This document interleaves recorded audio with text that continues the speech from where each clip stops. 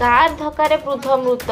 केन्दुझर जिला आनंदपुर उपखंड 53 नंबर जातीय राजपथ आनंदपुर भद्रक चारिनालिया छकरे मर्मन्तुक सड़क दुर्घटना जड़े पथचारी जीवन गला। आनंदपुर आड़ू आसुवा एक 4 चकिया कार चारिनालिया निकट में वृद्धों पछपटू धक्का दे घटनास्थल कारटी चंपट मारिथिला। सूचना अनुसार 53 नंबर जातीय राजपथ शालबणी छक कड़े आज चली साप्ताहिक हाटरू घर को फेरुवा दधिमामनपुर ग्राम आनंद सेना पछपटू कार धक्का दे चंपट मारिथिला।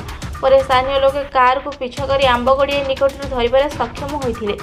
रास्ता उपर मृत शरीर पड़ा बेले लोके क्षतिपूरण दाबी रास्ता अवरोध कर आनंदपुर भद्रक रास्ता संपूर्ण भाव यातायात बाधाप्राप्त होती। खबर पाई आनंदपुर पुलिस पहुंची स्थानीय लोकों निकट कार जबत करने सह चालक को अटक रखी लोकों को बुझासुझा करने पर गाड़ी चलाचल स्वाभाविक होती।